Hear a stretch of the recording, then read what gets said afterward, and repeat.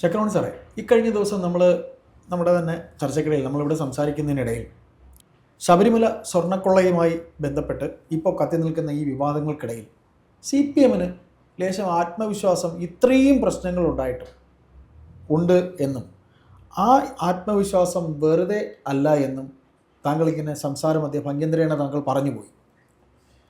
ഏതായാലും പത്മകുമാർ ജയിലിലാണ്, ജാമ്യം കിട്ടിയിട്ടില്ല. വാസു ജയിലിലാണ്, ജാമ്യം കിട്ടിയിട്ടില്ല. കടകംപള്ളി ചോദ്യമുന്നയിലായിരുന്നു, ഇപ്പോഴും നിരീക്ഷണത്തിലാണ് SIT അന്വേഷണ സംഘം. സർ, എന്തായിരുന്നു താങ്കൾ CPM പ്രകടമാക്കുന്ന ഈ ആത്മവിശ്വാസം എന്ന് പറയാതെ പറഞ്ഞു പോയത്? അതിപ്പോൾ ഒന്ന് പറയാമോ? ഞാൻ കൃത്യമായിട്ട് അന്ന് അയ്യപ്പദാസിനോട് പറഞ്ഞു, ഇത് കോൺഗ്രസ്സിന് തന്നെ ഒരു ബാധ്യതയാകാനുള്ള സാധ്യതകളെല്ലാം ഉണ്ട് എന്ന് പറഞ്ഞത്.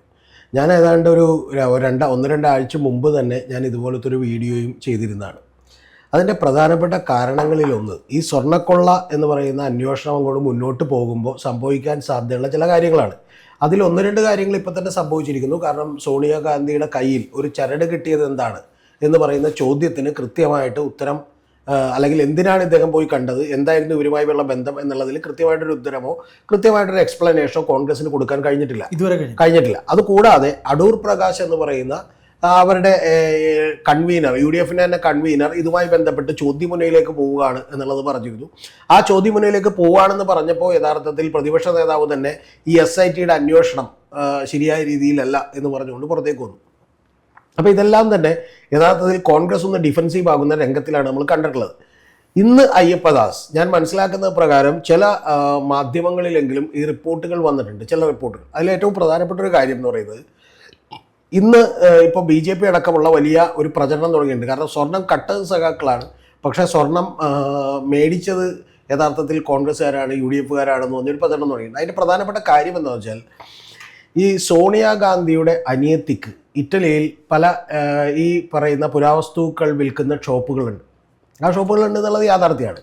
ഈ യാഥാർത്ഥ്യവുമായി ബന്ധപ്പെട്ട് ഏതാണ്ട് 2011 എൻ്റെ ഓർമ്മ, ചില കേസുകളൊക്കെ തന്നെ വന്നിരുന്നു. എന്ന് പറഞ്ഞാൽ ഇത്തരത്തിലുള്ള ബന്ധങ്ങളുണ്ടെന്നും ഇവിടെ നിന്ന് ചില വിഗ്രഹങ്ങൾ കടത്തിയിട്ടുണ്ടെന്നൊക്കെ പറഞ്ഞ കാര്യങ്ങളൊക്കെ വന്നിരുന്നു. ഞാൻ പറയുന്നത് ഇതൊക്കെ രാഷ്ട്രീയമായിട്ടുള്ള ആരോപണങ്ങളാവാം, ഒരു ശരിയാവണമെന്ന് നിർബന്ധമില്ല. കാരണം സുബ്രഹ്മണ്യ സ്വാമിക്ക് ഉയർത്തിയിട്ടുള്ള ആരോപണമാണ്. അപ്പോൾ അങ്ങനെ സുബ്രഹ്മണ്യ സ്വാമിക്ക് ഉയർത്തിയിട്ടുള്ള ആരോപണത്തിന് ശേഷം ഇപ്പോൾ വന്നിട്ടുള്ള ഒരു കാര്യമെന്ന് പറയുന്നത്, ഈ 2 ആളുകൾക്ക്, ഒന്ന് സോണിയാഗാന്ധിയുടെ അനിയത്തിക്ക് ഇത്തരത്തിൽ പുരാവസ്തു ഷോപ്പുകളുണ്ടെന്നും അത്തരം സ്ഥലങ്ങളിലേക്ക് ഈ പറയുന്ന ശബരിമലയിലടക്കം ചില കാര്യങ്ങൾ, അല്ലെങ്കിൽ അത്തരത്തിൽ ഒരു ദൈവിക മൂല്യമുണ്ട് എന്ന് നമ്മൾ കരുതുന്ന കാര്യങ്ങളടക്കമുള്ള കാര്യങ്ങൾ, അങ്ങനെയുള്ള ആളുകളുമായിട്ടൊക്കെ കൂടി ബന്ധമുണ്ട് ഇത് വിദേശത്തേക്ക് കടത്തുന്നതിൽ എന്നുള്ളതാണ് ഒരു പുതിയ നരേറ്റീവ് വന്നിരിക്കുന്നത്. രണ്ടാമത്തെ കാര്യം എന്ന് പറയുന്നത് റോബർട്ട് വാദ്ര എന്ന് പറഞ്ഞാൽ നമുക്കറിയാം പ്രിയങ്ക ഗാന്ധിയുടെ ഭർത്താവാണ്. അദ്ദേഹത്തിനും ഈ പുരാവസ്തുക്കളുമായി ബന്ധപ്പെട്ട ബിസിനസ് ഉണ്ടായിരുന്നു എന്നും ആ ബിസിനസ്സുകളുടെ ബന്ധത്തിലാണ് യഥാർത്ഥത്തിൽ ഗോവർദ്ധനും മറ്റു പല ആളുകളും, ഇതുപോലെയുള്ള ആളുകളുമൊക്കെ തന്നെ സോണിയാഗാന്ധിയുമായിട്ട് വലിയ ബന്ധം സ്ഥാപിച്ചത് എന്നുമുള്ള ഒരു നരേറ്റീവുകൾ കുറെ കൂടി ശക്തിപ്പെട്ടുകൊണ്ട് ഇനി പുറത്തേക്ക് വരും. അതാണ് അതിൻ്റെ പ്രശ്നം. അതിൽ ശരിയുണ്ടാകാം, ചിലപ്പോൾ തെറ്റുണ്ടാകും. ഇപ്പോൾ സോണിയാഗാന്ധി ഒന്നും ഇതിന് കൂട്ടുവെക്കും എന്നൊന്നും വ്യക്തിപരമായി വിശ്വസിക്കുന്ന ഒരാളല്ല ഞാൻ. പക്ഷെ ഞാൻ പറഞ്ഞു വന്നത്, ഇത്തരത്തിലുള്ള കാര്യങ്ങൾക്ക് തന്നെ വലിയ തോതിൽ ഈ പറയുന്ന പോലെ ഇപ്പോൾ ഒരു മറുപടി പറയാനായിട്ട് ഇവർ ബുദ്ധിമുട്ടും എന്നുള്ളതാണ് പ്രധാനപ്പെട്ട കാര്യം. അതിൻ്റെ പ്രചരണം കൊഴിപ്പിക്കാൻ യഥാർത്ഥത്തിൽ BJP-ക്കും CPM-നും ഒക്കെ വലിയ തോതിൽ സാധിക്കും. ഇനി അടുത്ത പ്രശ്നം എന്താണെന്ന് വെച്ചാൽ, ഈ കഴിഞ്ഞ ദിവസങ്ങളിൽ മനോരമ ചാനലിൽ ഉണ്ടായിട്ടുള്ള ഒരു ചർച്ചയിൽ BRM ഷെരീഫ് എന്ന് പറയുന്ന കോൺഗ്രസിന്റെ കഴിഞ്ഞ തവണ അസംബ്ലി ആയിട്ട് മത്സരിച്ച് തോറ്റുപോയ ആള് ഈ കഴിഞ്ഞ ദിവസങ്ങളിൽ പറഞ്ഞിട്ടുള്ള ഒരു വാചകമുണ്ട്. ആ വാചകം എന്താണെന്ന് വെച്ചാൽ, ആ വാചകം കേട്ടപ്പോൾ തന്നെ ഞാൻ വിചാരിച്ചിരുന്നത് വലിയ ബുദ്ധിമുട്ടിലേക്കാണ് പോകുന്നത്. കാരണം സോണിയാഗാന്ധിക്ക് ഒരു വലിയ അസുഖം വന്നുവെന്നും സോണിയാഗാന്ധിക്ക് അങ്ങനെ അസുഖം വന്നപ്പോൾ ആ താൻ പാതി ദൈവം പാതി എന്നാണല്ലോ, അതുകൊണ്ട് എന്ത് ചെയ്തു, ഈ പറയുന്ന ഒരു ചരട് ജപിച്ച് എന്ത് ചെയ്താണ്, ശബരിമലയിൽ ജപിച്ച് ചരട് കൊണ്ടുപോയിട്ട് ഉണ്ണികൃഷ്ണൻ പോറ്റി ഇത് സോണിയാഗാന്ധിക്ക് കെട്ടിക്കൊടുത്താണെന്നും, അപ്പോൾ അങ്ങനെയുള്ള ഒരു അസുഖത്തിൽ നിൽക്കുമ്പോൾ ഒരാളൊരു ദൈവവിശ്വാസമുള്ള ഒരു കാര്യം കെട്ടിയാൽ മാറുമെന്ന് വിചാരിച്ച് കെട്ടിയതാണ് എന്നുമുള്ളൊരു ന്യായീകരണം BRM ഷെരീഫ് പറയുകയാണ്. BRM ഷെരീഫ് ഇത് പറയുമ്പോഴുള്ള പ്രധാനപ്പെട്ട വിഷയം എന്ന് വെച്ചാൽ, ഒന്ന്, കോൺഗ്രസിലെ മറ്റൊരു നേതാക്കന്മാരും അഖിലേന്ത്യാ തലത്തിൽ അവരുടെ ഔദ്യോഗിക വക്താക്കൾ പോലും പറയാത്തൊരു ന്യായീകരണം എങ്ങനെയാണ് BRM ഷെരീഫ് ഇവിടെ നിന്ന് പറയുന്നത് എന്ന് പറയുന്ന വലിയ ചോദ്യമുണ്ട്. സെൽഫ് ഗോൾഡാച്ചാനാണ്. കാരണം ഇതിനു മുൻപ് അയ്യപ്പാസറിയുടെ ചിരിവരക്കേട്ടാണ്. കാരണം ഒരു മറ്റേ ഏഷ്യാനെറ്റിന്റെ ചർച്ചയിൽ വിനൂപി ജോണിന്റെ അടുത്തിരുന്നാണ് പുള്ളി പറയുന്നത്. ഇത് പിന്നെ ഭാഗ്യത്തിന് മനോരമയിൽ ഒരു സാധാരണ ആളുടെ അടുത്തായിരുന്നു. വിനൂപി ജോണിന്റെ അടുത്തിരുന്ന് പറയാണ്, കാരണം ഇനി രാഹുൽ മാങ്കൂട്ടത്തിൽ ഞങ്ങൾ മത്സരിപ്പിക്കില്ല എന്ന് തീരുമാനിച്ചിട്ടുണ്ടെന്നാണ്. അപ്പോൾ ഉടനെ തന്നെ ഇയാൾ ചോദിച്ചു, മത്സരിപ്പിക്കില്ലെന്ന് തീരുമാനിച്ചിട്ടുണ്ടോ? അത് KPCC പറഞ്ഞിട്ടില്ലല്ലോ എന്ന് പറഞ്ഞു. ഉടനെ തന്നെ പുള്ളി പറയാണ്, അങ്ങനെ പറഞ്ഞിട്ടില്ല, അല്ല അങ്ങനെയല്ല, ഞാൻ പറഞ്ഞത് നിങ്ങൾ തെറ്റായി ധരിച്ചതാണ്. ഇതുവരെ ഇപ്പൊ മത്സരിപ്പിക്കേണ്ടെന്നാണ് തീരുമാനിച്ചിട്ടില്ല. പക്ഷെ അതൊക്കെ മറ്റുള്ളവർ പറഞ്ഞോട്ടെ എന്നൊക്കെ പറയാണ്. ഇങ്ങനെയാണ് ഉരുളുകയാണ്. അപ്പൊ ഉരുണ്ടപ്പോ വിനു വിജയൻ പറയണ്ട. അല്ല, കേട്ടതൊക്കെ അങ്ങനെ തന്നെയാണ്, പറഞ്ഞത് അത് തന്നെയാണ്. പക്ഷെ അബദ്ധം പറ്റിപ്പോയെങ്കിൽ ഒരു കാര്യം ചെയ്യാം, അങ്ങനെ പിൻവലിച്ചേക്ക്, കുഴപ്പമില്ല എന്ന് പറയുന്നുണ്ട്. അപ്പൊ പിന്നെ പുള്ളി പറഞ്ഞു അല്ലല്ല ഞാനങ്ങനെ പറഞ്ഞിട്ടില്ല, ഇനി മത്സരിപ്പിക്കില്ല എന്നല്ല. ഇപ്പൊ എന്തായാലും പാർലമെന്ററി പാർട്ടിയിൽ നിന്ന് പുറത്തു നിർത്തിയിട്ടുണ്ട്. പക്ഷെ ഞങ്ങൾ എന്ത് ചെയ്യും, ഇനി മത്സരിപ്പിക്കണോ വേണ്ടെന്ന് ആലോചിക്കും. അത് KPC പറയും, പിന്നെ ഉരുളാൻ. അപ്പൊ യഥാർത്ഥത്തിൽ വിനു വിജയൻ പറയണ്ടേ, ഇനി ഉരുളാനൊന്നുമില്ല, നൈസായിട്ടങ്ങ് എഴുന്നേറ്റോ, ആ സമയം ഞാൻ വേറെ ആളിലേക്ക് പോയിട്ട് വരാമെന്ന് പറയുന്നുണ്ട്. എന്ന് പറഞ്ഞാൽ വെറുതെ ഇതുപോലെയുള്ള പല വാചകങ്ങളും അടികളും ഒക്കെ പറഞ്ഞുകൊണ്ടിരിക്കുകയാണ്. യഥാർത്ഥത്തിൽ ഈ സോണിയാഗാന്ധിക്ക് അസുഖം വന്നിട്ടുണ്ടെങ്കിൽ അതിൽ ഒരു ശബരിമലയിൽ നിന്ന് ജപിച്ച ഒരു ചരട് വേണമെങ്കിൽ ഈ ഉണ്ണികൃഷ്ണൻ പോറ്റി മാത്രമേ ഉള്ളൂ എന്ന് പറയുന്ന ഒരു ചോദ്യം വരും. രണ്ടാമത്തെ അങ്ങനെ ഉണ്ടെങ്കിൽ തന്നെ പിന്നെ അടുത്ത ചോദ്യം വരും, എന്തിനാണ് നിങ്ങൾ ഗോവർദ്ധനുമായും ബാക്കിയുള്ള ആളുകളുമായിട്ടും ഒക്കെ കണ്ടതെന്ന് പറയുന്ന ചോദ്യം വരും. മൂന്നാമത്തെ ഏറ്റവും പ്രധാനപ്പെട്ട വിഷയം എന്താ, UPA ചെയർപേഴ്സൺ ആയിരിക്കുന്ന അന്ന് രാജ്യത്തെ ഏറ്റവും പ്രധാനപ്പെട്ട അധികാര സ്ഥാനത്തിരിക്കുന്ന ഒരു നേതാവിന്റെ പേര് കൂടിയാണ് ഈ പറയുന്ന സോണിയാഗാന്ധി എന്ന് പറയുന്നത്. ആ സമയത്ത് ഇവർ എന്തിനു കണ്ടു എന്ന് പറയുന്ന കാര്യം വരും. ഞാൻ പറഞ്ഞത് ഇപ്പൊ സോണിയാഗാന്ധിയെ പോലൊരാള് ഇത്തരം ഒരു കാര്യത്തിനും കൂട്ടു നിൽക്കുമെന്ന് ഞാൻ വ്യക്തിപരമായി വിചാരിക്കുന്നതേ ഇല്ല. അയ്യപ്പാസ് അങ്ങനെ ഞാൻ വിചാരിക്കുന്നില്ല. പക്ഷെ പ്രധാനപ്പെട്ട കാര്യം എന്താണെന്ന് വെച്ചാൽ, ഞാൻ കഴിഞ്ഞ ദിവസം തന്നെ അയ്യപ്പാസിനോട് പറഞ്ഞിരുന്നു, ഈ യഥാർത്ഥത്തിൽ ഇപ്പൊ പത്മകുമാറിനെ വേണമെങ്കിൽ അങ്ങോട്ട് സസ്പെൻഡ് ചെയ്യാവുന്നേ ഉള്ളൂ, കാരണം ഒന്ന് പറഞ്ഞാൽ പോരെ നേരിട്ട്, തൽക്കാലം ഒന്ന് പുറത്ത് കിട്ടാം, ഞാൻ കഴിഞ്ഞ കാര്യങ്ങളൊക്കെ നമ്മൾ നോക്കിക്കോളാം, പക്ഷെ എടുക്കാമെന്ന് പറഞ്ഞാൽ മതി. അപ്പൊ അതുപോലും ചെയ്യുന്നില്ല. വാസുവിനെ ചെയ്യുന്നില്ല, പകരം ഈ പറഞ്ഞ പോലെ വിജയകുമാറിനെ ചെയ്യുന്നില്ല, ഇങ്ങനെ ഒന്നും ചെയ്യുന്നില്ല. പകരം ഇതങ്ങോട്ട് കത്തി നിൽക്കട്ടെ എന്ന് വിചാരിച്ചാൽ CPM പോലെയുള്ള ആളുകൾ പ്രയോഗിക്കുന്ന ഒരു തന്ത്രമുണ്ട്. കാരണം ഇതങ്ങോട്ട് കത്തി ഭയങ്കരമായി പൊങ്ങിയാലേ പിന്നെ അടുത്ത അടി വരുമ്പോഴേക്കും എന്ത് ചെയ്യുള്ളൂ, താഴെ വീഴുള്ളൂ.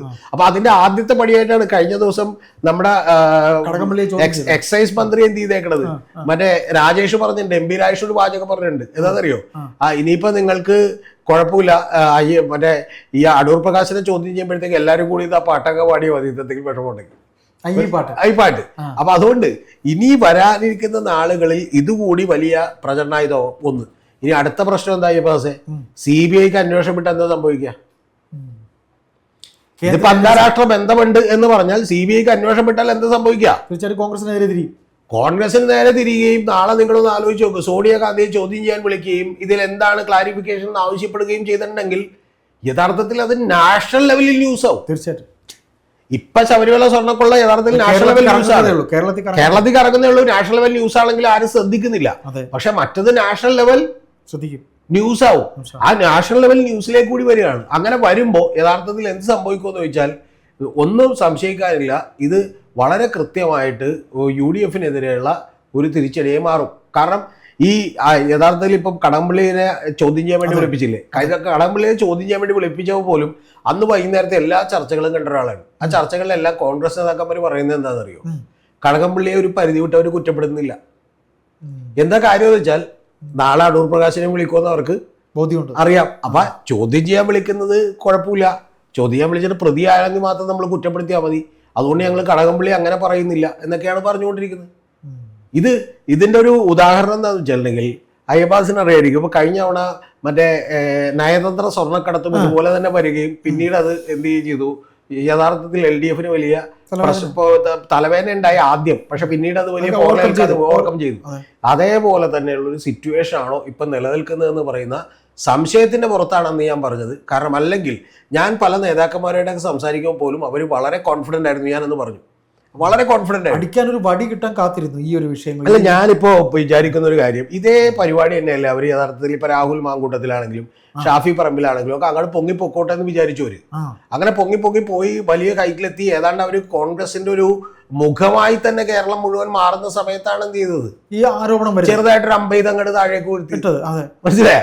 അപ്പൊ അതുകൊണ്ട് CPMനെ പോലെ വളരെ ഗംഭീരമായി പറയാൻ കഴിയുന്നത്, പ്രത്യേകിച്ച് ഞാൻ തുറന്നു പറഞ്ഞാൽ CPM എന്ന് പോലും ഞാൻ പറയില്ല, പിണറായി വിജയനെ പോലൊരു പരിണിതപ്രജ്ഞനായ രാഷ്ട്രീയ നേതാവിനോട് നേരിടുമ്പോൾ നമ്മൾ ഇടവും വലവും മാത്രമല്ല കംപ്ലീറ്റ് എന്ത് ചെയ്യണം, ഈ പറഞ്ഞ പോലെ നിരീക്ഷിക്കണം എന്നുള്ളതാണ്.